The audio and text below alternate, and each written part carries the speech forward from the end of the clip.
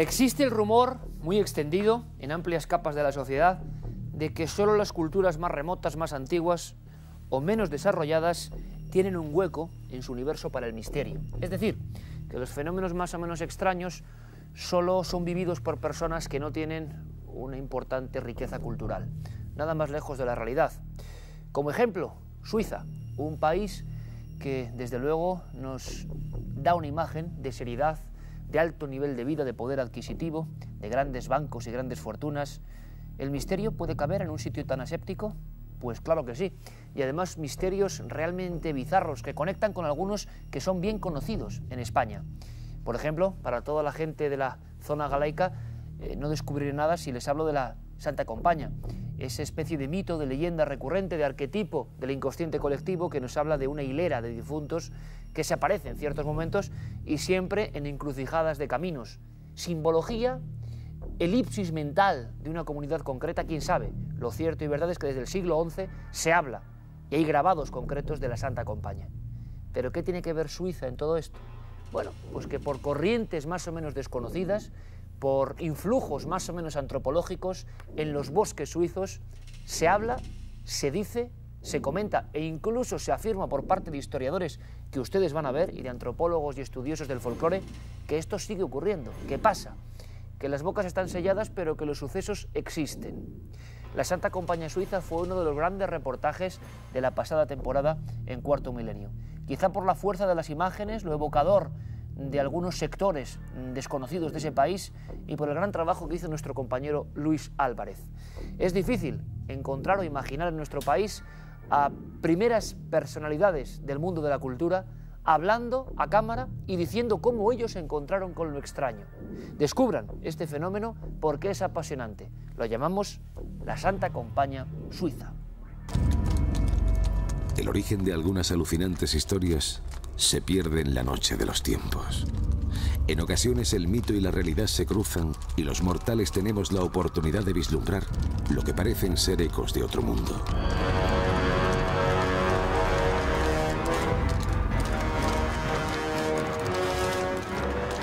Esta es la historia ancestral de un viejo ejército de fantasmas. Ánimas que de noche cabalgan por los centenarios bosques de la vieja Europa, buscando el encuentro con un ser vivo. Este es un fenómeno que podemos encontrar a lo largo de toda Europa e incluso por todo el mundo. Es una visión trascendental y no una fantasía inventada.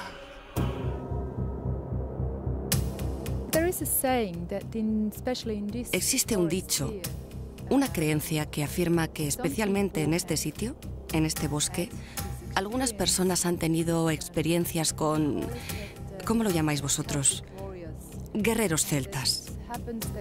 Cuentan que caminando por aquí, por la tarde-noche o de madrugada, de pronto comienzan a oír un estruendo como de caballos galopando por hombres cubiertos. Y claro, se asustan mucho. Los testigos sienten tanto miedo que se esconden detrás de los árboles.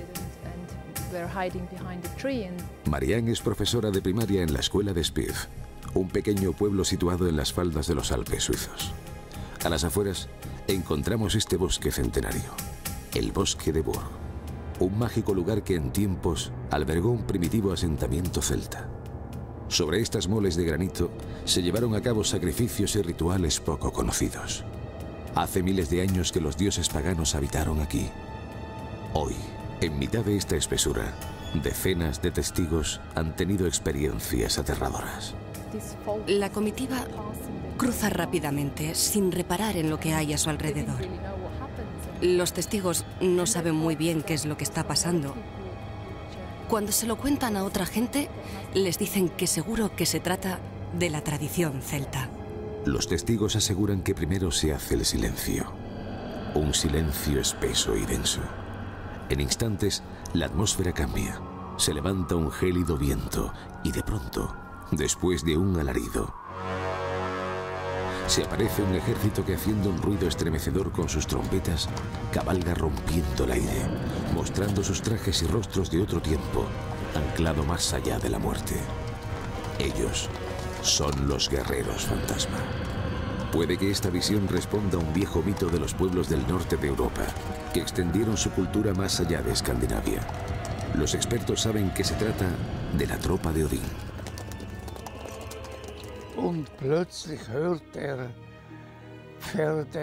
Y de pronto se escuchó un estruendo de caballos y trompetas, y vio al todopoderoso ejército de Botán. Odín tiene varios nombres. Entonces salió corriendo despavorido a refugiarse a un establo de caballos. Estaba muy impresionado, muerto de miedo. Jacob Streit es un reconocido escritor suizo que ha publicado varios libros sobre la cultura celta y el folclore de su país. A sus 93 años, recuerda perfectamente la historia que vivió su propio abuelo. Sucedió una fría noche de diciembre de 1950, en el mismo bosque centenario de Burg. Aquella madrugada, al salir del establo hacia casa, lo volvió a ver. Después de la experiencia, ya repuesto, decidió olvidarlo. Pero al rato, volviendo a casa, lo volvió a escuchar. Prefirió no contárselo a nadie.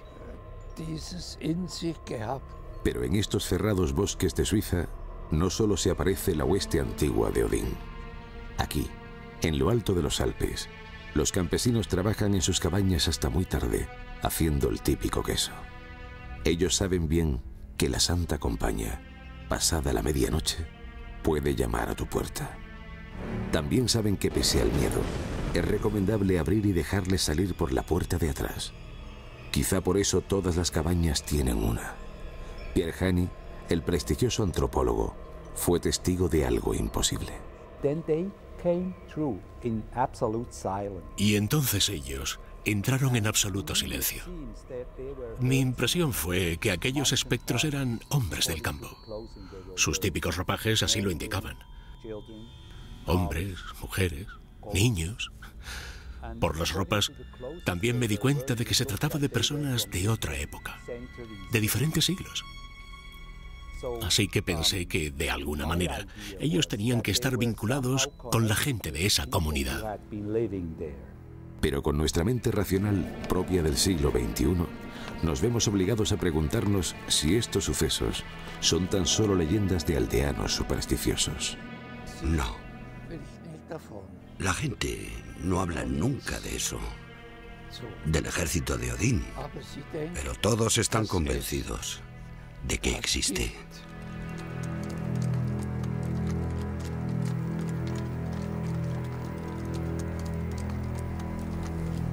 La tropa de Odín. Ese es el misterio, ese es el secreto que se oculta en los centenarios bosques de Burg. Allí estuvo Luis Álvarez, acaba de llegar impresionado y no me extraña. Luis, compañero, fenomenal trabajo, buenas noches. Muchas gracias, Iker, buenas noches. Oye, ¿qué impresión tienes al hablar con escritores de esta categoría, antropólogos reconocidos internacionalmente, que hay que decirlo así, no se cortan, no tienen reparos ni rubor en decir yo lo vi, los espectros, cara a cara, no tienen vergüenza en decirlo? Lo comentan y es algo que está muy bien porque no sé si recuerdas, sí que ya salió el tema de la Santa Compañía en este programa, ya lo hicimos anteriormente y nos fue imposible encontrar a alguien que nos comentara que había tenido una visión con esta tropa de espectros, ¿no? Esta visión fantasmal. Sin embargo, Pierre Hani, él mismo comentó su propia experiencia y quizá haya que pensar que en Suiza, además de tener una mentalidad un poco más abierta, este hombre nos pudo abrir las puertas porque es un fenómeno que ha investigado muy bien, conocía a mucha gente y solamente con el hecho de mencionar su nombre, ya digo, pudimos entrevistar a varias personas que lo habían visto y la verdad que está muy bien porque se nos quedó una espina clavada en el anterior rodaje que hicimos el año pasado y que nos quedamos prácticamente a medias, ¿no? Con lo cual la sorpresa es ver cómo gente de esa categoría, como decimos, no tiene ningún miedo, quizá porque lo han visto. ¿Y qué han visto? ¿Qué reflejo es esa tropa de Odín? ¿Es el mismo de la Santa Compaña o de las procesiones de muertos de diferentes culturas? ¿Es una imagen que está en nuestro subconsciente más profundo, más arcaico, en el limo primitivo que todos tenemos ahí dentro de generación en generación? ¿Es el resultado del miedo a los muertos, a la oscuridad? ¿Por qué está ahí? ¿Y por qué gente como ustedes, como nosotros, algunos de ellos, como digo, tan prestigiosos, dicen, yo lo vi? José Luis Cardero, antropólogo, gran amigo de este programa, muchas gracias por tu ayuda, que ha sido fundamental para elaborar este reportaje, como tantos otros. ¿Qué estamos viendo? La tropa de Odín, y creo que teníais un especial interés en mostrarnos uno de esos dibujos, uno de esos grabados antiquísimos, que no sé qué tienen, pero expresan algo que es tenebroso. Este es Odín. Sí, efectivamente, este es Odín. Odín, como todo el mundo sabe, es un dios de la mitología nórdica, de la mitología germánica, y es un dios que tiene una serie de peculiaridades muy curiosas. Como podemos observar en el grabado, es tuerto. Le falta concretamente el ojo derecho. Como todos los personajes que tienen algún tipo de relación con el mundo sobrenatural, esa visión del mundo sobrenatural le ha marcado de alguna manera al propio personaje, en este caso mediante la pérdida de un ojo. Como veis, también tiene sobre sus hombros dos cuervos que se llaman Hugin y Munin, que representan el conocimiento y la certeza, ¿no? Es decir, que son aves que Odín manda a todo el mundo, a todas las partes del orbe, para que le informen acerca de lo que ocurre. Él, en realidad, podríamos considerarlo como un dios de los muertos. ¿Por qué? Pues sencillamente porque Odín, en la tradición germánica, en la tradición nórdica, recoge las almas de los guerreros caídos en combate y se los lleva al Valhalla. El Valhalla es el mundo de los muertos en la mitología germánica. Y ese mundo de vez en cuando se refleja, aparece. Sí. ¿Cómo es posible, tú cómo te quedas, José Luis, un antropólogo de tu categoría aquí en España, viendo a colegas que dicen, yo lo vi? Pues me parece excelente. Yo creo que es una postura, no sé, a compartir, porque creo que nosotros tenemos que decir lo que vemos. En realidad, fundamentalmente, nosotros nos dedicamos a estudiar la cultura y nosotros tenemos que decir lo que vemos. Es decir, estamos acostumbrados a tratar con cosas que son reputadas como supersticiones o que son reputadas como cosas que creen gente poco formada. Y no es así. El pueblo siempre tiene la llave de nuestra cultura. Y esto, por ejemplo, que aparece aquí, pues es una representación de lo que estamos diciendo, ¿no? Odín es una muestra de la mitología. En este caballo va al inframundo. Inframundo. Va al mundo de los muertos. Ese mundo que algunos determinan como bajo astral, donde ocurre casi todo, donde todo es posible, y que mucha gente, repito, lo ha visto con nombres, apellidos y elementos reales, cotidianos, en bosques que existen y con casas que siguen ahí.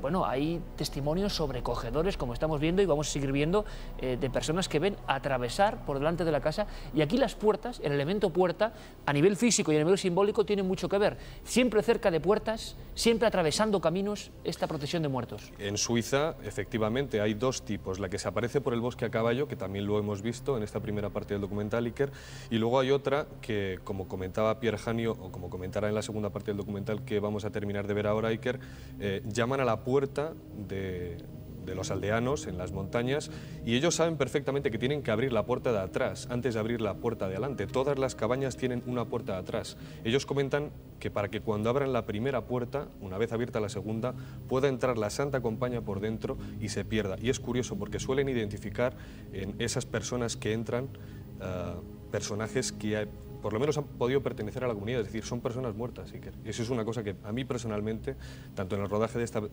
que hicimos hace un año de la Santa Compaña como en este, me tiene sobrecogido.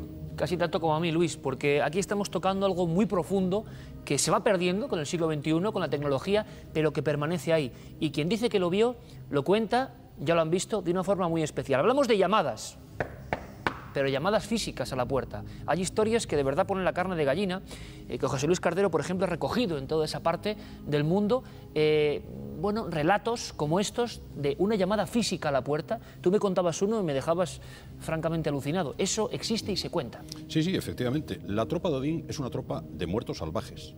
Es una tropa de muertos que aterrorizan con su ruido, con su escándalo, porque son los descendientes del ejército de demonios y del ejército de almas condenadas y de espíritus malignos que Odín arrastraba consigo en su cabalgata. ¿Esto sería el bajo astral del que muchos hablan? Sí, posiblemente. Sería una especie de mundo extraño en donde aparecen este tipo de ejércitos, de cabalgatas, que tienen distintos nombres. En España, por ejemplo, se llama el ejército antiguo. En Francia se llama la hueste furiosa. La hueste furiosa. Todo indica esa especie de furia, esa especie de rabia que acompaña a esos muertos, como son, por ejemplo, las almas que llaman a una puerta, que como no se les abre, cada vez llaman con más fuerza, y que puede llegar un momento en que pase alguna cosa horrible. Entonces, los habitantes de la casa están absolutamente asustados, esperando el desenlace de ese episodio terrible que se está produciendo en la puerta de su casa, y no se atreven a abrir. Pero aquellos golpes a la puerta suenan cada vez más fuertes hasta que de una manera u otra se acaban extinguiendo y acaban desapareciendo. Bueno, de hecho, Iker, comentaba Pierre Hani que en caso de que no abras la puerta es muy probable que la tiren abajo. Yo no sé aquí en España, por lo menos en Suiza ellos lo tenían muy claro, ¿no? Los aldeanos lo saben claramente. Pero sin embargo hay que recalcar una cosa que creo que es clave en este fenómeno, y es que siempre que se aparece la Santa Compañía, por lo menos casi siempre, o que se aparece la tropa de Odín en los bosques Iker, anuncia una desgracia. En España se cree que puede anunciar la muerte de alguna persona, incluso encabezando esa procesión de ánimas se puede ver a alguna persona que posiblemente vaya a fallecer o próximamente vaya a fallecer en el pueblo. Incluso a veces esta procesión termina su bagaje, su peregrinar en la puerta de algún vecino. Ese es el futuro muerto, entre comillas. Seguimos conviviendo, a veces, aunque nos cueste contarlo, aunque nos dé vergüenza, con este fenómeno que queremos analizar. Así que yo creo que es momento, compañeros, para que la nave del misterio viaje también a esas zonas de España donde sigue hablándose de la procesión de muertos, donde hay muchos reparos en hablar de ella, pero donde si uno escarba un poco se da cuenta de que el mito a veces tiene un componente real. Y eso es maravilloso, ¿o no? Vamos a Galicia. Por sorprendente que parezca, la tropa de Odín se aparece también en algunos bosques españoles. Aquí, en Galicia, se han dado casos increíbles. Cada parroquia tiene su propia procesión de muertos y se la conoce con el nombre de Santa Compañía, una comitiva que vaga anunciando la muerte. Pero en Galicia, las ánimas errantes no van a caballo. Desfilan en silencio portando cirios o huesos encendidos. Su aparición se presagia con un fuerte olor a cera en el ambiente y el mismo silencio previo. Pero ¿cómo se dan estas mismas historias en lugares tan distantes? Los pueblos precristianos del norte de Europa extendieron su cultura y mitología por algunas zonas del continente, y entre ellas la franja norte peninsular. Hoy, las leyendas de la Hueste o de la Santa Compañía se encuentran en la zona cantábrica, el norte de Portugal y parte de la vieja Castilla. Todas las zonas montañosas tienen un rico folclore. Estoy seguro de que también en España puedes encontrar más historias que en otros lugares. Este es un fenómeno en sí mismo. En Suiza, la tropa de Odín suele presagiar una desgracia próxima en la comunidad. La tradición dice que esta procesión puede estar anunciando la muerte de algún vecino. Para protegerse de ella, es recomendable tirarse al suelo o entrar en un círculo dibujado en la arena. En Galicia, también aferrarse a un cruceiro de los miles que hay en las encrucijadas. Normalmente la procesión nunca se detiene, tampoco hablan, pero Pierre Hani investigaría un caso excepcional ocurrido en los 90. El jefe de esta comitiva se dirigió directamente a un hombre joven y le dijo: «Soy un antepasado tuyo y quiero darte un mensaje. Eres valiente y no vas a asustarte de mí ni salir corriendo. Así que quiero decirte que tienes que esforzarte para ser un buen hombre, como hasta ahora había sido siempre». Sin tener en cuenta consideraciones culturales, étnica o genética, la pregunta es, ¿lo puede ver cualquiera? En alguna parte de nuestra mente, de nuestra conciencia, el pasado entero de la humanidad está aún vivo. Y puede que en ciertas ocasiones esto puede ser visualizado por nosotros. Cuando digo nosotros, me refiero quizá a gente más sensitiva, pero granjeros, mujeres sencillas. En el grupo con el que estaba, cuando la vimos, había un banquero suizo, que son gente muy racional. Había también profesores, había un escritor. Aquello no era precisamente una reunión de hippies. Aquí, como en Suiza, la Santa Compañía infunde un profundo temor. La antropología lo aborda sin complejos desde hace décadas. Y existen cientos de estudios al respecto. Pero ¿a quién pertenecen estos espíritus? Si es que realmente se trata de eso. Estos fantasmas de gentes que vemos están directamente vinculados con personas que vivieron en otro tiempo, pero que ahora están muertas. Por alguna razón, en alguna dimensión algo permanece y se queda ahí.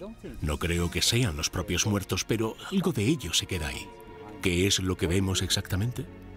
No tengo ni idea. Es todo un fenómeno.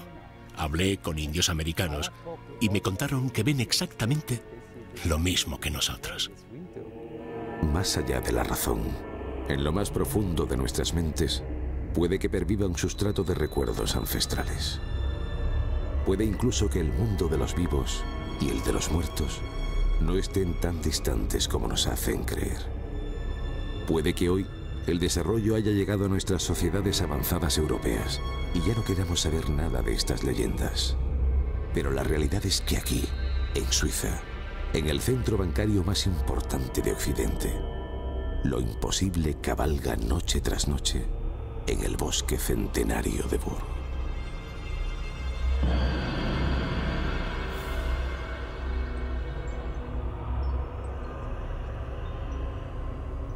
Estamos hablando de leyendas, de creencias, de tradiciones, pero basadas en hechos reales. ¿Hay algún sustrato auténtico detrás de todo esto? ¿Por qué se ha mantenido tanto tiempo? Y por qué, como dice el prestigioso antropólogo Heini, realmente en diferentes culturas de todo el mundo, separadas por miles de kilómetros, se ve exactamente lo mismo.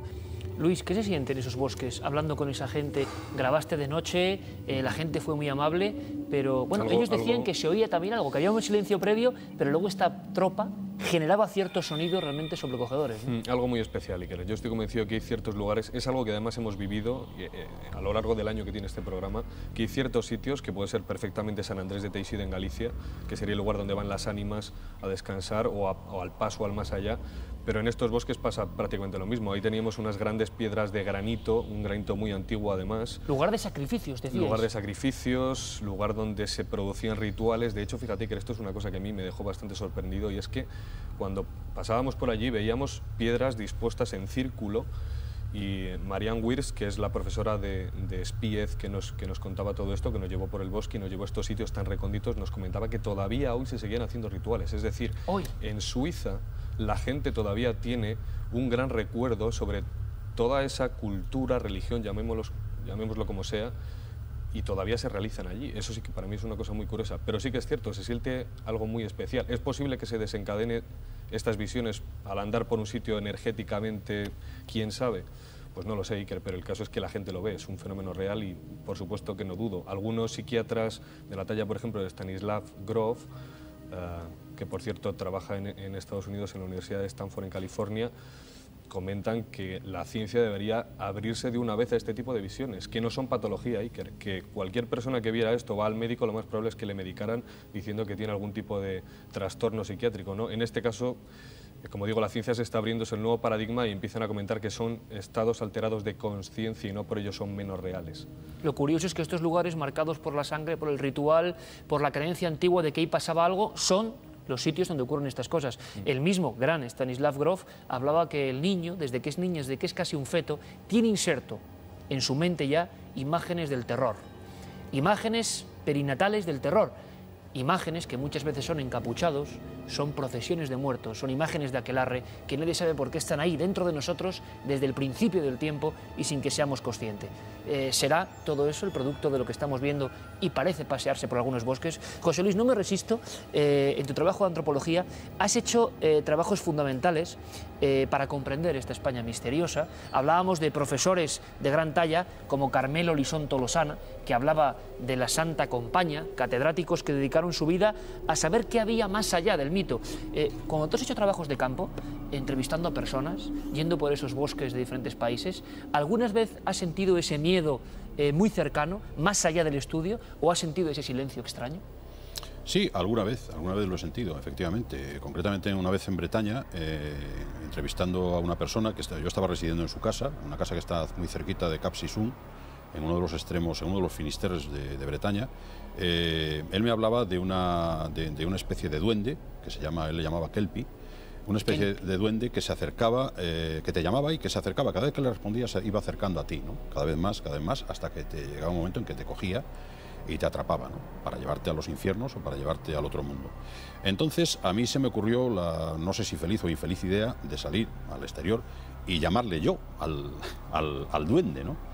Y lo cierto es que esto provocó en mi anfitrión una especie de reacción terrible, porque me cogió del brazo y me metió inmediatamente en su casa, como si hubiera hecho algún tipo de sacrilegio, algún tipo como si hubiera perturbado algún tipo de ritual, algún tipo de paz que no debe de tocarse impunemente, ¿no?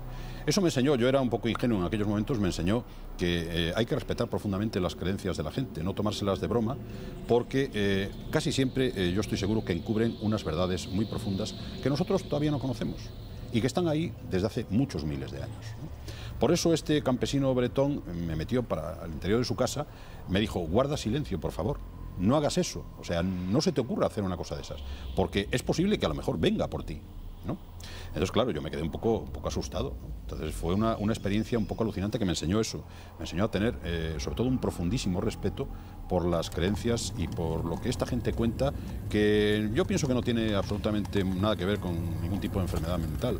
Es simplemente lo que la cultura nos ha conservado desde los tiempos más remotos. Don José Luis, muchísimas gracias, amigo, como siempre. Muchas gracias por enseñarnos tantas cosas. Y Luis, te repito, un reportaje de los que le hacen reconciliarse a uno con ese mundo que está ahí fuera.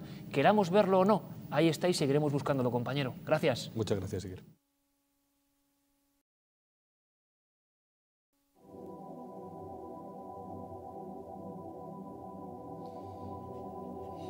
Habría que decir que pocas instalaciones militares en este país no tienen a su alrededor una leyenda que conecta directamente con el irritante asunto de los ovnis.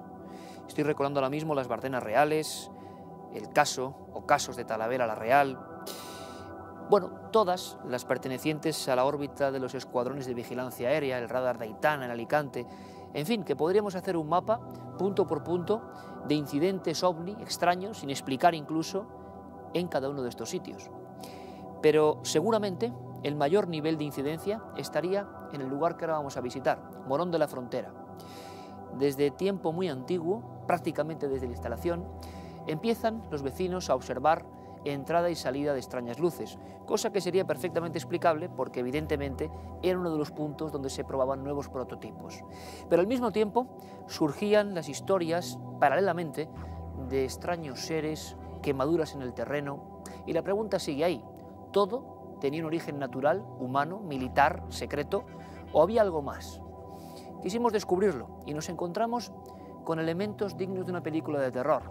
Al mismo tiempo, y esto no es casual, que ocurrían esas idas y venidas de las luces más o menos oscurridizas, aparecían también otra serie de visiones en las carreteras colindantes a la base, estremecedoras. Una de ellas nunca la habíamos oído con anterioridad. Se refería, por ejemplo, al peregrinar en fila india de un grupo de niños, de unos niños allí donde hubo una antigua escuela. Curioso, ¿verdad? Pues gracias a la labor y el empeño de nuestro compañero Carlos Cala, pudimos tener una óptica mucho más precisa y cercana de lo que pasa en torno a este lugar, Morón de la Frontera.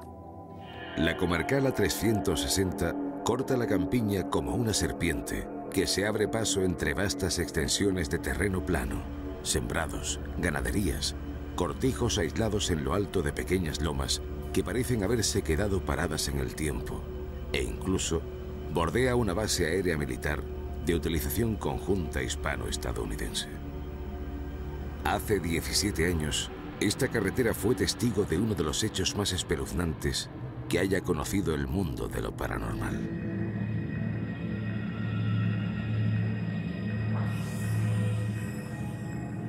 Una noche de invierno, mientras Pedro y su esposa María del Carmen regresaban a su casa por esta carretera, algo les llamó poderosamente la atención a unas decenas de metros de su coche.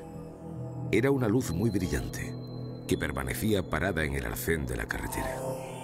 Primero pensaron que podía tratarse de una señal de tráfico, pero al reducir la velocidad, comprobaron que la luz tenía rostro humano. Una mujer mayor de unos 50 años, una cosa así, delgada, alta y como con una túnica tapándola. Yo miré después por el retrovisor y no vi nada. Pues yo a la vez que iba acelerando iba mirando por el retrovisor, porque me asusté porque había escuchado otros casos sobre eso. Más que nada preocupado por ella, ¿no? Que estaba en estado y eso, porque se quedó sin habla, vamos.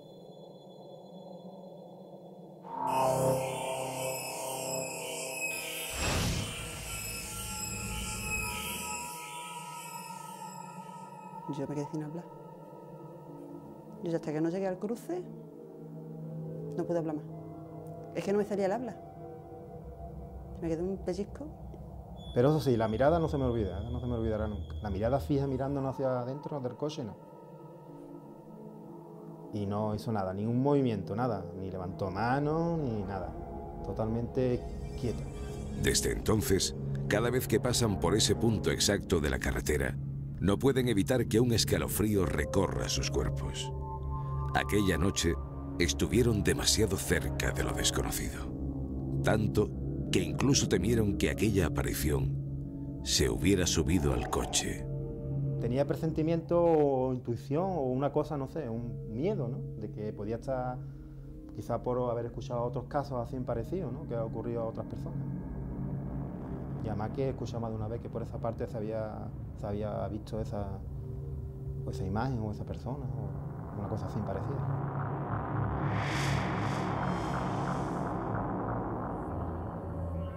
La carretera A360 es solo una de las muchas arterias que llegan a Morón de la Frontera, un pueblo del sur de la provincia de Sevilla, en cuyas proximidades consta desde hace muchos años un sinfín de fenómenos extraños y misteriosos. La aparición de esa figura terrorífica junto a Pedro y María del Carmen no es la única acreditada por testigos en esa zona. Hace 2 décadas, 4 personas que viajaban en el interior de un coche se tropezaron de repente con algo que los dejó paralizados. A altas horas de la noche, los 4 vieron cómo un hombre salía de la cuneta a la carretera y les daba el alto. Al pararse el vehículo, del arcén empezaron a salir niños y niñas cogidos de las manos y ataviados con uniforme escolar.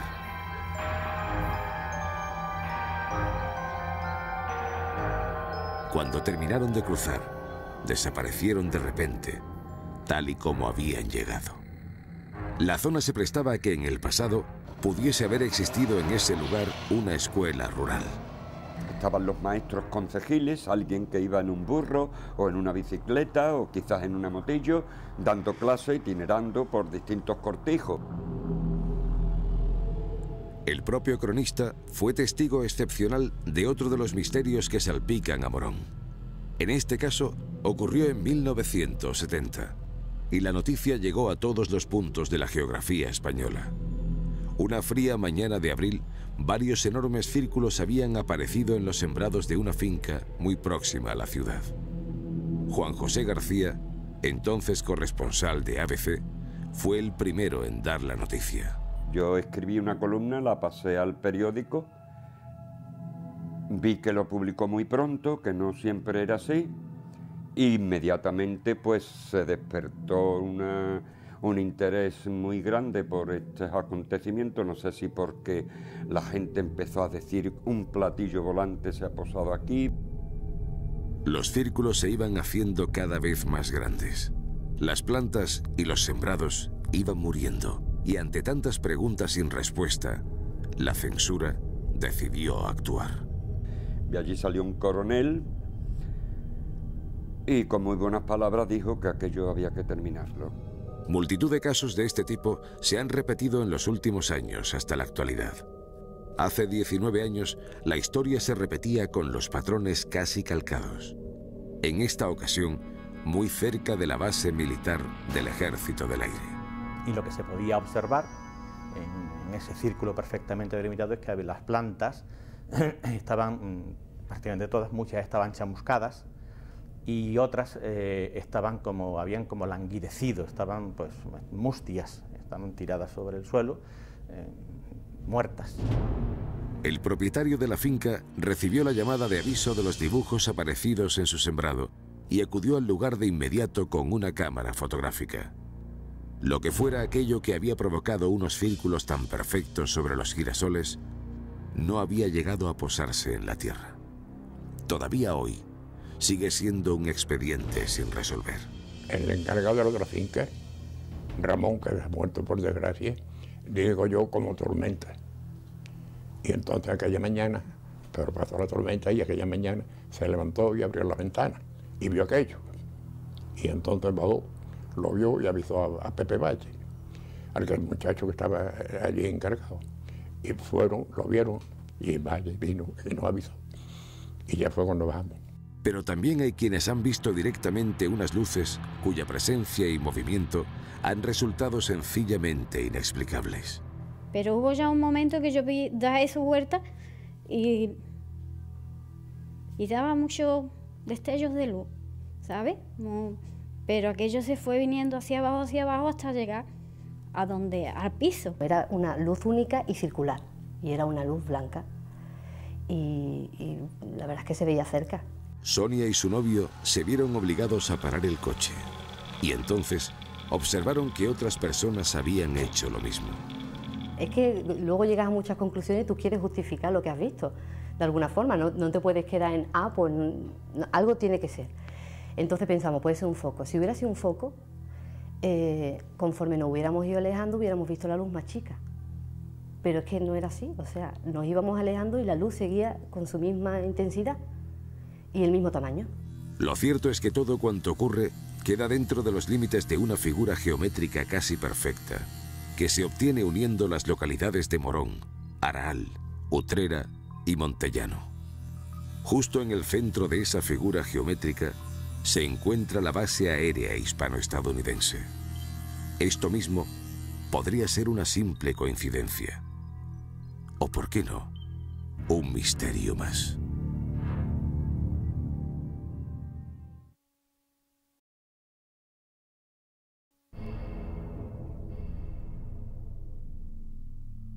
Siempre nos ha interesado y hemos sentido esta veneración por muchas historias, leyendas, ritos que tienen que ver con la España ancestral. La España mágica, la España heterodoxa, aquella que es muy importante, pero de la que pocas veces los grandes medios de comunicación se hacen eco. Y en esta ocasión, en este reportaje que ahora viene, fuimos hasta lo que era antiguamente el Santo Reino de Jaén, tierra pródiga y riquísima, tanto en gigantescos mares de olivos como en misterios. Allí en Arjona, en la bella ciudad de Arjona, nos encontramos un fenómeno curiosísimo que rescatamos también de la historia. Un fenómeno que además no conocíamos y que gracias a los espectadores que nos mandan sus historias desde localidades tan mágicas como en este caso Arjona, pues hemos podido sacar a la luz. Historias en las que hay aparecidos, niños envueltos en luz que se aparecían ante determinados huesos, huesos de presuntos santos, historias que solo se cuentan en pequeñas ciudades, pueblos y aldeas y que allí parecen dormir el sueño de los justos hasta que alguien bucea en algún legajo que se encuentran en estos templos, en estas iglesias y nos lo rescata para enviarlo. Es entonces cuando sale a la luz esta historia tan curiosa de los santos de Arjona, santos que además tienen una fiesta y que son muy venerados en la localidad. Bueno, pues no hay más que decir. Acudamos pues a esta porción de la España ancestral, mítica y mágica. En el siglo IV, un velo de sangre cubrió las calles de la antigua ciudad romana de Urgabona, hoy conocida como Arjona. Las víctimas, más de un centenar, fueron torturadas, asesinadas y condenadas a permanecer en el olvido. Hasta que, llegado el momento, decidieron dar a conocer su martirio.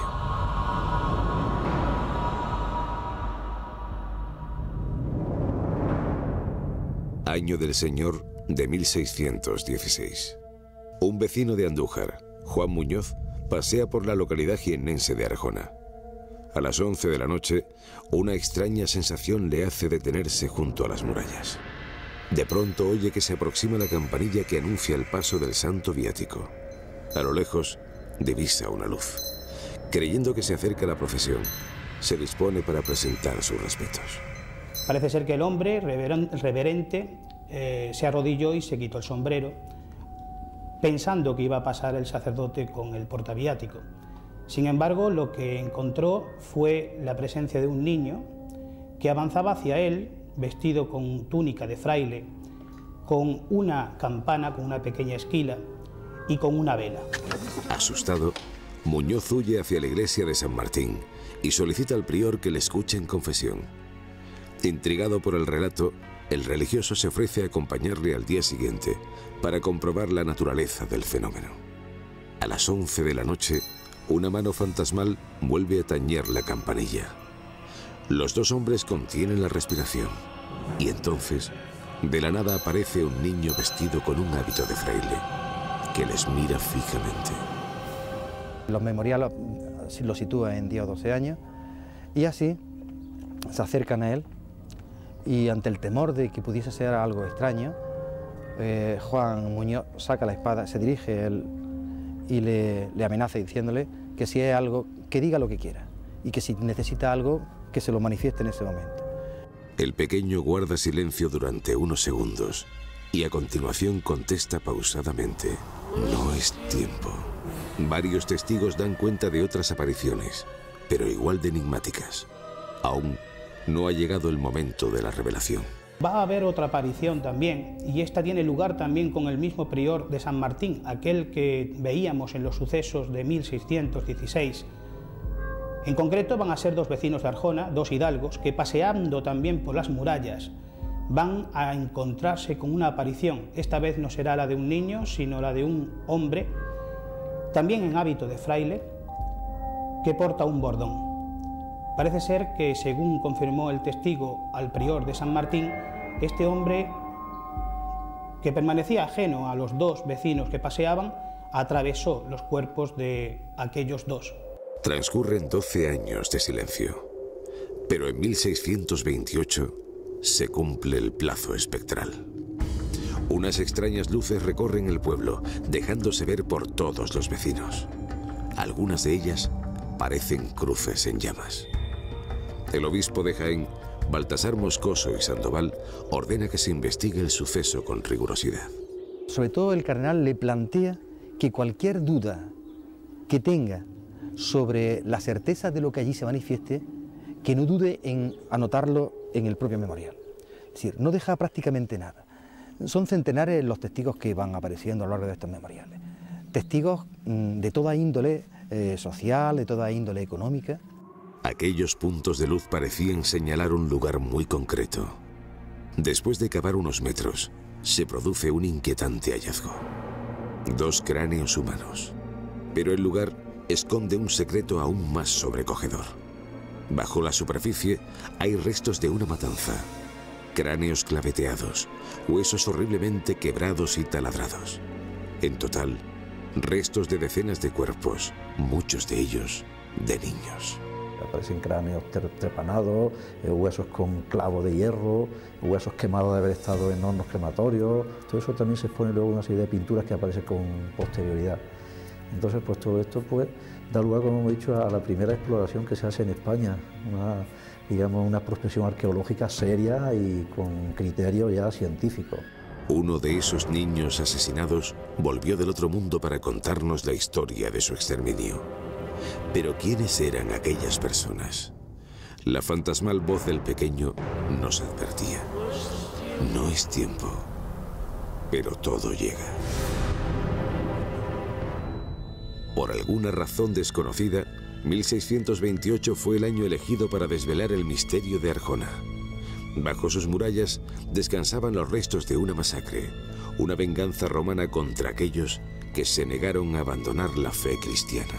Si la persecución esta fue general, evidentemente persecución sufrió también este municipio de Ayune. Y claro, pues nosotros veneramos el martirio de los santos de Arjona, de todos los santos, de todos los mártires que formaban parte de la comunidad cristiana de Arjona. Poco antes del descubrimiento, habían sido localizados unos documentos que hablaban del castigo que habían sufrido los cristianos de Arjona que se negaron a convertirse. Surge la noticia de que ha aparecido en el monasterio de Nogales, en la abadía de Nogales, en la diócesis de Astorga, ha aparecido cierto documento en el que se hace referencia a unos mártires de Arjona. Es por eso que se decide excavar en el lugar exacto en el que las luces se detienen, pero intentando aplicar el máximo rigor científico. La parte inferior de este templo, en ese mirador magnífico, pues según la gente que pasaba por ahí, observaba fenómenos extraños, tan extraños como por las noches pues ver cómo emergen del suelo pues unas luces que desprenden unos olores maravillosos, y por las almenas pues se ven unas cruces de fuego, se ven unas manifestaciones que ya eso empieza un poco a cundirse, a contar ya cosas, milagrerías, cosas, no sé, y entonces pues ya la Iglesia toma parte en todo esto y viene a ver, a demostrar in situ pues qué es lo que está pasando aquí, ¿no? Los primeros cráneos hallados se atribuyen a 2 soldados romanos que no quisieron abandonar sus creencias. Sobresalen pues 2 hermanos de la milicia, eran militares para el Imperio de Roma, que no renegaron de la fe y bueno, pues prefirieron el martirio, el suplicio del martirio, antes que renegar de Cristo, ¿no? Y esos 2 hermanos son Bonoso y Maximiano. El secreto de Arjona había sido revelado, pero las maravillas no habían terminado. Los huesos recuperados bajo las murallas no son nada convencionales. En varios memoriales queda acreditado que obran milagros. María Fernández, una mujer de Alcalá la Real, tiene oída de la existencia de tipo de cosas, le llevan un hueso y al verlo luz se burla de él pensando que realmente que eso es una luciérnaga, porque lo ve de lejos. Se acerca a él y realmente encuentra con que son huesos. Huesos que emanan sangre. Por cuna, por ejemplo, una señora lo lleva, está de criada con unos señores y se lleva unos huesos, y un día se encuentra con que lo lleva en el pecho y que hay sangre alrededor del hueso. No se pudo ni mucho menos silenciar toda esta vorágine de sucesos debido a que no iban a ser ya contactos, digamos que puntuales, sino que iban a ser testigos de todos esos sucesos de orden sobrenatural muchísimos vecinos de Arjona. San Bonoso y San Maximiano se convirtieron en los patronos de la ciudad, y cada mes de agosto se organizan unas espectaculares fiestas en su honor. El cariño que los arjoneros tienen por sus santos es tan grande como asombrosa es la historia de su hallazgo. Todo un pueblo fue testigo de los mensajes que enviaban los mártires desde el otro mundo.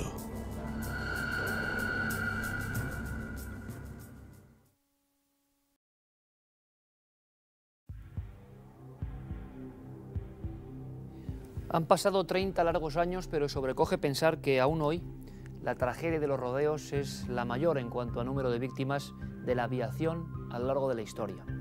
Y tuvimos la malísima suerte de que pasara en un lugar tan maravilloso como son las Islas Canarias. Todavía hay una serie de misterios en torno a por qué aquellos 2 colosos del aire colisionaron de alguna forma en mitad de esa pista de un lugar ya marcado por lo fatídico, como era el viejo aeropuerto de los Rodeos. Lo que pocos sabían es que prácticamente después de aquellos incidentes, de aquellos más de 500 cuerpos calcinados, un sinfín de personas, quién sabe si por su gestión, quién sabe por la propia fuerza de lo que es un cataclismo de tales dimensiones, empezaría a imaginar o a ver realmente que allí pasaban cosas extrañas.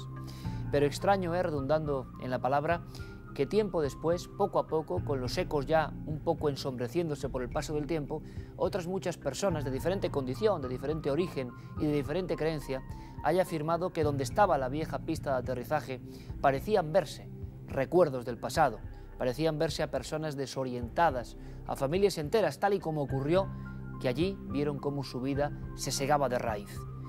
Fuimos hasta el lugar, acudimos a las fuentes documentales, y con un nivel emotivo grandísimo, difícil casi de soportar, hablamos con muchos supervivientes que no eludían ese tema, el del misterio, el de las visiones, un tema sobrenatural y humano que desde luego nos conmovió, la tragedia de los rodeos.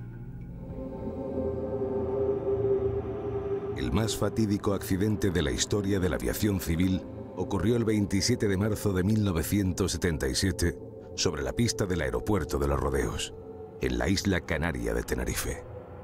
Las escalofriantes imágenes que entonces se registraron muestran un verdadero infierno.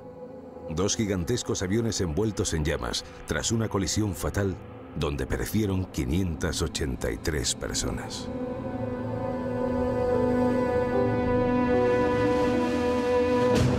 En el desastre estuvieron implicados 2 aviones, uno estadounidense de la compañía Pan Am, el otro el holandés de la KLM, De este último, solo hubo un superviviente. Los valientes bomberos canarios se volcaron en cuerpo y alma en una labor colosal de alto riesgo. La primera situación que tú observas cuando llegas a estas características es una aeronave de color azul como es la KLM, ya habiendo chocado el otro al pasar uno con otro, ya es una bola de fuego.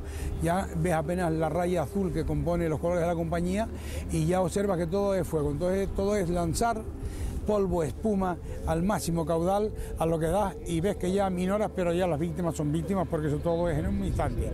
Eso es cuestión de segundos. El primer cámara en llegar poco después de la colosal explosión fue el veterano Alejandro Togores. Portaba una filmadora de 16 milímetros con película en blanco y negro. No tienes referencia para entender lo que estás viendo, ¿no?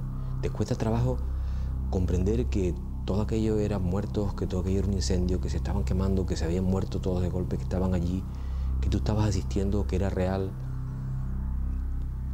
Y vivir esa situación en una atmósfera de humo cargada de un olor muy particular, entre grasa quemada, queroseno.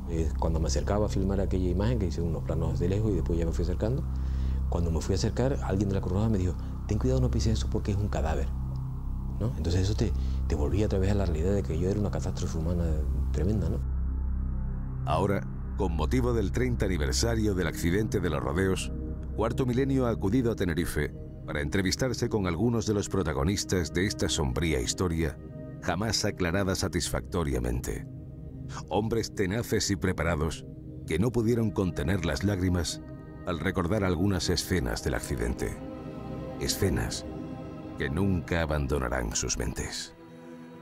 Lo que sí recuerdo, que eso sí me afectó muchísimo, en el avión había como una figura negra, quemada, calcinada, y era, pues no sé, un hombre o una mujer, pues no se podía distinguir, pues estaba completamente con un niño pequeño en brazos, como protegiéndolo, ¿no? O sea, como intentando proteger, como si se hubiese dado cuenta de eso, una cosa que, bueno, todavía me emociona, ¿no? Y perdón, porque fueron, bueno, momentos muy duros, muy duros. Una azafata que tenía con su bolso tapado la cara y cuando se le cayó el bolso que se movió era carbón y la carita de ella nada más. Por cierto, que pregunté y era tailandesa, eso o sea, que es una cosa que jamás y nunca se la olvidará a uno. Los cuerpos, la mayoría carbonizados, iban siendo amontonados en uno de los grandes hangares de los rodeos, donde fueron identificados y embalsamados. Hasta el lugar fuimos, pero en principio había que estar también en el botiquín recibiendo a todos los lesionados, la mayor parte quemados, y para irlos encauzando luego a las distintas clínicas y demás, ¿no?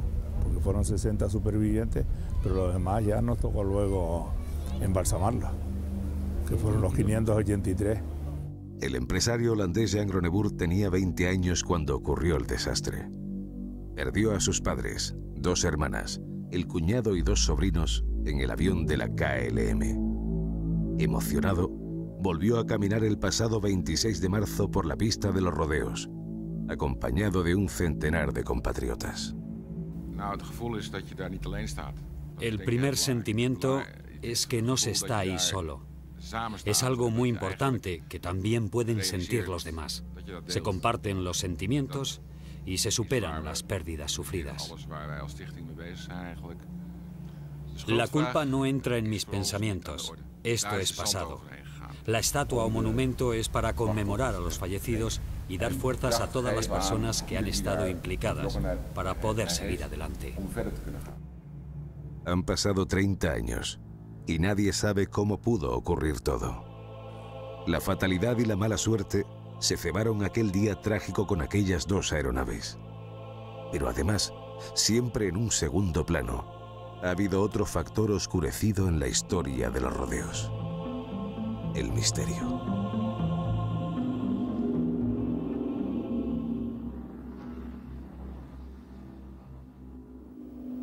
Ha cubierto este reportaje que nos tiene impresionados vivamente nuestro amigo, nuestro querido compañero Pablo Villarrubia. Pablo, buenas noches. Buenas noches, sí. Durísimo hacer esta historia, durísimo estar allí con las supervivientes, ¿no? Sí, cuando me encargaste esta misión, yo, bueno, imaginaba que sería un trabajo duro, pero no tanto, y principalmente ya subir al avión para ir allá a Tenerife, ya leyendo el libro de José Gregorio de Canarias Mágicas, me di cuenta de que esto era tremendo, realmente me conmovía en el avión, ya iba, incluso te puedo afirmar que lloré cuando leí los testimonios de esta gente. Y claro, cuando vi a los bomberos, hombres experientes de más de 30 años, o sea, pasados 30 años, hombres que habían atendido todo tipo de situaciones extraordinarias, y esos hombres todavía lloraban dentro de una cámara, dije, bueno, eso es increíble, o sea, que fue algo muy, muy, muy fuerte, ¿no? Desde el archipiélago ha sido fundamental, como siempre, en todos los trabajos que hacemos allí, nuestro querido amigo Fernando Hernández, una isla marcada. Fernando, buenas noches. Pues sí, Iker, buenas noches. Una isla marcada y... no solo ya con el avanzar del tiempo, que puede un poco cicatrizar esas heridas, siguen abiertas y sigue muy presente ese accidente que para mí marcó a toda una generación y creo que hasta las venideras. Se habla de premoniciones, se habla de intuiciones, de corazonadas. Siempre que hay grandes accidentes ocurre esto.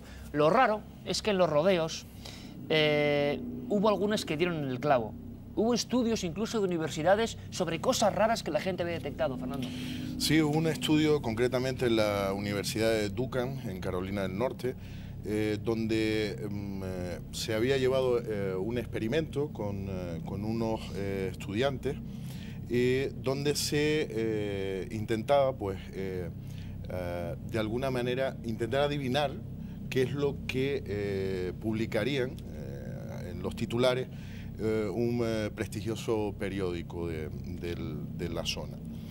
El estudiante que digamos que acertó casi de pleno, a tenor de los acontecimientos, fue el estudiante Lee Friend, de 19 años, que habían cogido unas papeletas donde habían puesto lo que ellos pensaban que una semana después daría los titulares de ese periódico. Se sellaron, se firmaron por el director y el presidente de la universidad y se metieron dentro de una caja fuerte. La sorpresa es cuando el día 29 abren esa caja fuerte, sacan lo que los estudiantes habían escrito y entre ellas, la de Lee Friend, acertaba casi con un 98%. ¿Qué ponía, Fernando? Pues lo que ponía era 583 muertos en la colisión de 747, la más grande catástrofe en la historia de la aviación. Justamente el día 28, estamos hablando que esto fue el día 29 cuando abren estos documentos, el día 28, en ese periódico los titulares habían abierto con 530 muertos en una colisión de reactores a causa de la niebla. El peor desastre aéreo de la historia. Bueno, lo estamos viendo en imágenes, que además, desgraciadamente, las cifras edición a edición fueron subiendo. ¿Me quieres decir, Fernando, que un alumno a miles de kilómetros de Canarias, en Canadá, en un documento sellado bajo caja fuerte, hablaba del choque de dos aviones y casi daba la cifra final? Sí, es curioso porque el periódico daba la cifra de 530 muertos. Cuando daba esta cifra, evidentemente no se había hecho una contabilidad total de todas las víctimas del accidente. Curiosamente, Lee sí acertó la cifra exacta de muertos en ese accidente. Pablo, es difícil, pero han pasado 30 años y lo que nadie sabe es exactamente qué ocurrió. Para contarlo brevemente, parece que uno de los aviones se saltó todos los códigos, pero sobre todo que, como hablan de ese efecto mariposa, empezaron a ocurrir cosas encadenadas, mala suerte sobre mala suerte sobre mala suerte, y al final la tragedia. Y que yo, viniendo para acá, para Platón, me estaba leyendo algunos informes y llego a la conclusión, aunque suene fuerte, que esto fue cosa del demonio entre comillas, porque es imposible que tantos elementos encadenados, ¿no?, acabaron por digamos, desencadenar, ¿no?, este tipo de tragedia. Realmente fue un colmo de cosas. Estamos hablando que la pista no estaba bien señalizada, no había luces de orientación, no tenía radar, de tierra a este aeropuerto. Estamos hablando también de que hubo problemas en las comunicaciones de radio, que ese tipo de comunicaciones, o sea, un fallo de ese tipo en las comunicaciones en pista, ¿no? Solo ocurre uno en mil ocasiones, y ocurrió en los últimos segundos fatales de este accidente. Entonces parece que realmente el demonio estuvo suelto ese día y que nada a lo mejor hubiera impedido que eso ocurriera. Increíble, pero parece que fue así ahí en Canarias. En este excepcional reportaje de nuestro compañero Pablo intervienen algunos personajes fundamentales de lo que fue la historia de la transición en Canarias. Incluso Pablo ha llegado a entrevistar a la persona que fue acusada, y en la prensa parece acusada, un movimiento de independencia del archipiélago canario, de poner esa bomba y en el fondo provocar todo eso. Sí tengo que decir, mucha atención, que lo que dice Cubillo, el líder de ese grupo en aquella época de independencia, son sus opiniones, porque vierte algunas acusaciones durísimas que aquí desde luego no compartimos, pero las ha dicho a cámara y aquí las reproducimos. Y ustedes se preguntarán, lo que ha contado Nando es impresionante, profecías, pero no solo eso, o premoniciones, o visión remota, hay mucho más. Hay muchas personas que en la pista de los rodeos, tiempo después, empezaron, siempre según su testimonio, a sentir cosas, a escuchar cosas y a ver cosas. ¿Quieren comprobarlo? Vamos a la historia que ocurrió hace 30 años y que, como decían nuestros compañeros, dejó marcada con una cruz para siempre esa bella isla. Hasta hoy se especula con las posibles y enigmáticas causas del accidente de los rodeos. ¿Quién o quiénes fueron los verdaderos culpables? ¿Era algo inevitable, trazado por el destino? ¿Fue un cúmulo de errores imprevistos? Al principio se culpó a la niebla que repentinamente cubrió la pista de los rodeos en aquella tarde del 27 de marzo de 1977. Entonces, el vetusto aeropuerto no tenía ni radar de aproximación ni de superficie. Aquel día no te puedo decir lo que sentí, porque fue un horror lo que vi, no ese día sino el día siguiente. El día de la explosión, el día del choque, no vi nada porque no se veía nada en la pista. Y al día siguiente ya vi el horror que había pasado y en fin, quedé atónito. Fernando Azcúnaga era uno de los 3 operarios que se encontraban en la torre de control aquel lamentable día. Era el controlador que habló con los jumbos y a quien se le había acusado de dar la orden de despegue a los aviones que chocaron. Yo al día siguiente fui a la torre, fueron a recogerme a mi casa y fui a la torre porque me quería ver el juez y en fin, y todas estas cosas, y las compañías de seguros también. Hubo una investigación, duró 3 o 4 años y bueno, se vio que yo no tenía la culpa de nada, sino que había sido un señor que había despegado sin autorización y nada más. Los informes aeronáuticos, realizados a partir de las grabaciones de las cajas negras de los jumbos, señalan varias incidencias extraordinarias que culminaron con el accidente.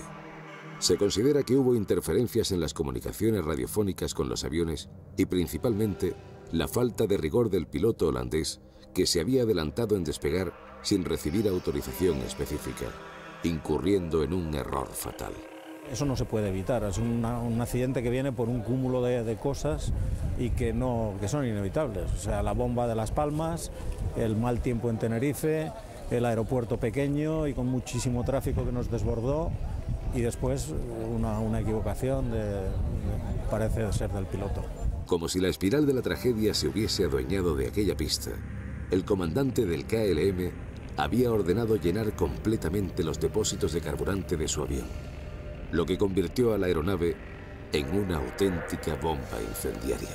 Un compañero se subió sobre un ala que estaba completa de queroseno y otro compañero le aliviaba con agua para enfriar el ala para que no explotase. Pero el gravísimo accidente de los rodeos pudo tener origen en otro lugar, concretamente en el aeropuerto de Las Palmas de Gran Canaria. Allí, aquel mismo día, explotó una bomba en una floristería y se dio aviso de otra que jamás apareció. Se motivó el pánico y la histeria entre los pasajeros y comenzaron a ocurrir cosas jamás explicadas satisfactoriamente. En función de esta alerta, el flujo aéreo fue desviado a Tenerife, a los rodeos. El gobierno acusó a Antonio Cubillo, fundador del Movimiento por la Autodeterminación y la Independencia del Archipiélago Canario, de haber sido el responsable de la tragedia por la colocación de bombas. Entonces Dijeron, no, es que dice que sí hubo un petardo en Las Palmas y con eso desviaron los aviones. Bueno, entonces yo llamé a ver y había pasado, nunca habíamos sido nosotros. Además dice que fue un aviso de bomba a un periódico. Mentira, porque todos los avisos de acciones los hacía el Envayac, directamente de Argel. O yo llamaba al día o bien llamaba a los periódicos de la radio. Además, Cubillo señalaba a otros responsables. La Guardia Civil había creado un pequeño grupo especial para hacer una serie de acciones y aplicárnoslas a nosotros. Aparte de quién o quiénes hayan sido responsables por aquellas bombas, lo cierto es que desencadenaron el llamado efecto mariposa. Es decir, un incidente aparentemente inconexo y menor acabó por influir en otro ambiente, donde se acumularon errores, provocando un cataclismo sin precedentes. Donde están las entradas y salidas de cada uno de los aviones, tenía que haber luces o por lo menos estar pintado de colores para poder maniobrar. Los que no entendieron absolutamente nada fueron los 61 supervivientes. Después de la explosión, varios fueron alojados en el Hotel Mencey, en Santa Cruz de Tenerife, donde deambularon sin rumbo, como almas en pena, durante algunos días. Para mí lo más impactante fue que después los siguientes días esas personas realmente eran como zombies, tenían cuerpo pero no alma, a ver si me explico, los veía perdidos, miradas sin sentido, vacíos. Entonces recuerdo de que teníamos, por ejemplo, pues que acompañarlos a los lugares como restaurantes, cafeterías, porque ellos eran incapaces de pensar, porque estaban todavía con el shock traumático tan grande que no reaccionaban. El gran número de cuerpos calcinados sobre la pista del aeropuerto dio paso a rumores nunca confirmados sobre la existencia de espectros y visiones que vagaban por la zona.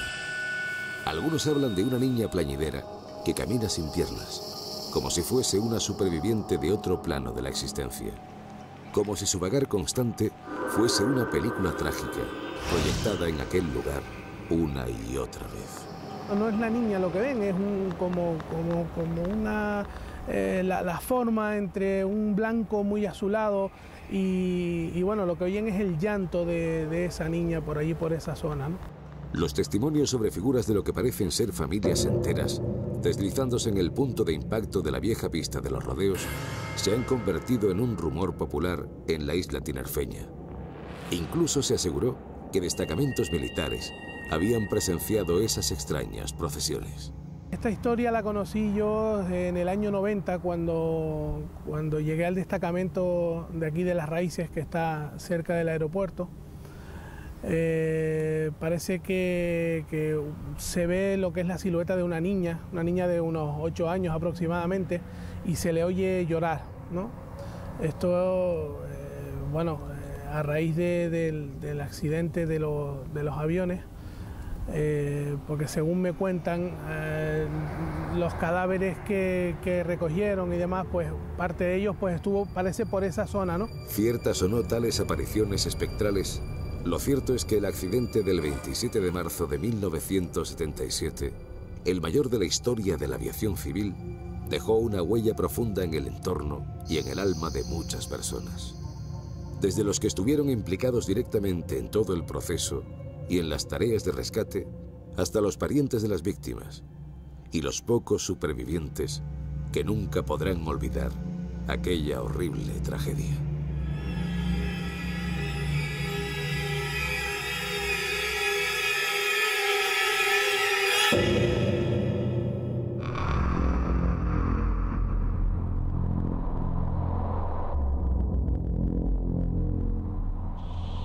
No es la primera vez que un accidente brutal, una catástrofe, una colisión de esta envergadura, luego además tiene unas secuelas raras, secuelas que conectan directamente con lo sobrenatural. Muchos de ustedes pensarán, quizás nosotros también lo pensemos, que el dolor enmarcado en un lugar, la sugestión colectiva, la tristeza general hace que surjan historias. Verdaderas o no, no lo sabemos, pero hay personas que dicen que ellos vieron esas figuras. Luego con Carmen repasaremos algunos otros accidentes donde pasó exactamente lo mismo. Fernando, lo que es cierto, y habéis hecho un estudio interesante interesantísimo es que no solo ese estudio en Canadá, ese documento sellado, demostraba que en la mente global algo estaba ocurriendo. Hay quien piensa que, bueno, que evidentemente hay muchos accidentes aéreos y que alguien pudo acertar. Es que hubo personas ya dentro del ambiente de aquel día en Canarias que también sintió cosas, ¿no? Pues sí, y a mí uno de los más sorprendentes es la de un taxista que tenía su parada justamente en el aeropuerto, y cuando nosotros quisimos entrevistarlo, ya era fallecido, entrevistamos a su mujer y lo que nos relató ciertamente es inquietante. La mujer nos decía que 3 días antes del accidente, el accidente ocurrió un domingo, 3 días antes, este señor se levantaba con unos sueños que le decía a su mujer que eran, le hacían sentir malestar, ¿no? En el sueño relataba que veía cruces dentro de fuego, de una llama intensa con humareda, ¿no? Que no llegaba a quemar esas cruces, ¿no? Y que el sueño era tan real, tan vivido, que incluso decía que le parecía poder oler el humo de goma quemada, de caucho quemado, ¿no? A ese humo negro, ¿verdad?, intenso, podía olerlo. Justamente el sábado, día antes del accidente, se levantó y le volvió a decir a su mujer que había tenido el mismo sueño repetitivo de las noches anteriores. Es curioso cómo le manifestó a su mujer que se sentía mal, o sea, le dijo algo malo va a ocurrir, ¿no? Su mujer, evidentemente, no le prestó mucha atención, pensó que, bueno, a causa del trabajo, ¿verdad? Justamente cuando el accidente ocurre, ese hombre queda marcado, evidentemente, y llegando incluso hasta vender la parada de taxi del aeropuerto para irse a trabajar a otro lugar. Pablo, hemos visto unos testimonios que entran dentro de la conexión con lo supuestamente paranormal, que son las observaciones de una niña.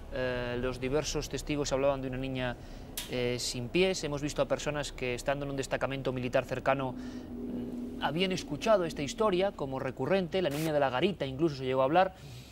¿Qué piensas? ¿Qué opinas? ¿Qué hay ahí? Hemos hecho una investigación, todos nosotros, también con Nando, con José Gregorio allí, con David Heilein también, y realmente no podemos afirmar realmente si eso es verdad, ¿no? Más bien parecen rumores, leyendas urbanas.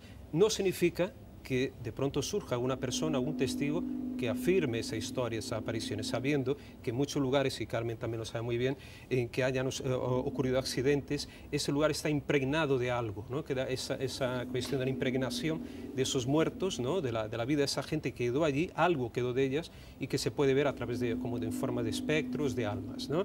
Pero aquí no encontramos, digamos, ningún testimonio directo, por lo menos, de este tipo de visiones, ¿no? Que no significa que no existan. Sí, a la radio, sí, recuerdo sí que en el programa que tenemos en la cadena SER, en Milenio 3, tocamos el tema de los rodeos cuando se cumplía ese fatídico aniversario y nos llegaron mensajes de familias enteras que en los montes cercanos, cuando estaban bajando, veían cómo en las pistas de aterrizaje había gente que parecía andar por ellas un poco despistada.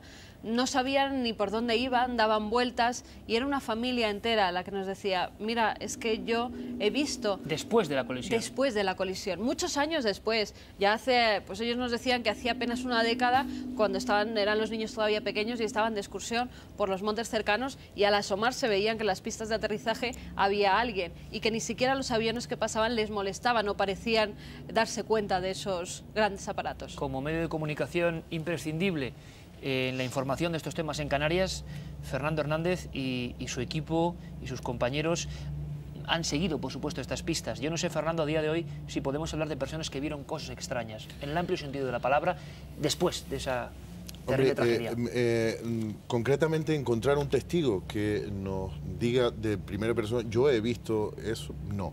Es decir, esas historias que tú dices de verse gente que aparece detrás de las colinas, debemos recordar que el aeropuerto está en medio de una hondonada, de un valle, y en las laderas, de ver gente que sube por esas laderas y que en una especie de saludo, en fin, más de que saludo, de hacerse ver que están allí, ¿no?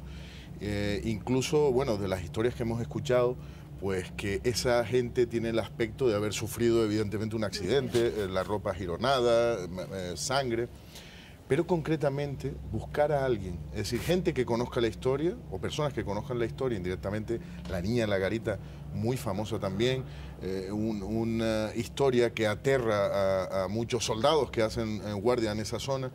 Sí, concretamente el caso más mayoritario es el de ver a personas, grupos de personas que parece que van como captando la atención del espectador, intentando hacerse notar con señales con las manos, en fin, como si estuvieran diciéndole estamos aquí. Es decir, ¿no? Hay historias parecidas a lo largo de la crónica de este siglo XX. Nosotros hemos recorrido algunas, un accidente ferroviario, lo contábamos aquí el año pasado, en el túnel número 20, muy cerquita del Bierzo, y la gente oía, más que ver, oía gritos, alaridos, y se había quedado como todo eso encerrado como en un bote, como en una especie de caja de sonido en aquel lugar, siempre según los testimonios de las personas. Y hay algunos más relacionados con aviones. Sí, hay un accidente que se produce en el año 1972, es un TriStar de la Eastern Airlines. Este avión se estrella contra un pantano. Desde entonces dicen que tanto el piloto como el copiloto, Bob Loft y Don Repo, se aparecen, pero no solamente en el lugar, a los bañistas que pueden estar pasando allí un día en ese lago, que los ven, por supuesto, vestidos de pilotos, con su gorra, y lo mismo, parecen estar recorriendo algún camino, algún lugar, pero hacia ningún sitio, parecen estar despistados. Y no solo eso, sino que se han aparecido en algunos de los aviones. Aviones que eran pilotados por compañeros y amigos suyos y que los han identificado. Incluso otros pilotos que no les conocían para nada, pero que al dar parte a las líneas aéreas se han dado cuenta enseñándoles la foto que eran estos dos pilotos que se habían estrellado. Llegó hasta tal punto el número de apariciones, más de una veintena que se pudieron registrar, que se llevó a cabo una investigación. Una investigación donde los libros de vuelo mencionaban esas apariciones, decían lo que había ocurrido, pero con tan mala suerte, siempre suele pasar cuando no se pueden explicar estas cosas, que todos esos testimonios desaparecen. Es un escritor, John Fuller, el que empieza a pedir los informes a las líneas aéreas, los que se niega siempre a dárselo y los que él mismo llega a identificar las personas que lo han visto. Una lista de nombres, más de una veintena de personas, repito, que dicen haber visto a estos dos pilotos, al piloto y al copiloto de este avión que tuvo la mala suerte de estrellarse. Es decir, niebla, una bomba, una desviación de aviones, un cúmulo de mala suerte, premoniciones, alumnos que han adivinado la tragedia a miles de kilómetros, testimonios más o menos confusos, en definitiva el cóctel, el puzzle extraño de una historia que marcó a una isla. Fernando, incluso en vuestros informes habláis de personas, como ha ocurrido en muchas tragedias clásicas como el Titanic y tantos otros, que se sienten indispuestos justo antes de embarcar, que a última hora cancelan el viaje, que sienten algo, pero ya incluso azafatas que estaban dispuestas en el avión holandés en concreto. Pues sí, y la única superviviente del avión holandés. Esta azafata que sus compañeras le decían que ella tenía intenciones porque decía que sentía la necesidad imperiosa, eran sus palabras, de quedarse y realizar el viaje para ese crucero. Hemos de recordar que la mayoría de estos turistas iban en un crucero que salía de Las Palmas de Gran Canaria y que sintió la necesidad imperiosa de quedarse y realizar el viaje por la mañana en barco, ¿no? Sus compañeras le insistieron, de hecho le decían que iban todas juntas, en fin, que sería divertido, y ella decía que no, decía que hay algo que le obligaba a quedarse y que notaba un cansancio, o sea, un cansancio que no la dejaba realizar ese viaje, y que fue la única superviviente de este accidente, o sea, del avión de la KLM. Es la historia de los rodeos. Ahora ustedes, como siempre, opinen con absoluta libertad y, hay que decirlo, como han opinado con libertad otras personas, aunque podamos no compartir lo que nos dicen. Pablo, felicidades, amigo, una historia durísima. Espero que la próxima, como a veces te digo, sea un poco más amable. Gracias, amigo. Muchas gracias también, Iker. Fernando, gracias por traernos esta crónica, esta lista impresionante de coincidencias, premoniciones, no sabemos qué. Ojalá algún día sepamos más de esta tragedia. Vamos a ver, Iker. Gracias. Gracias, Nando.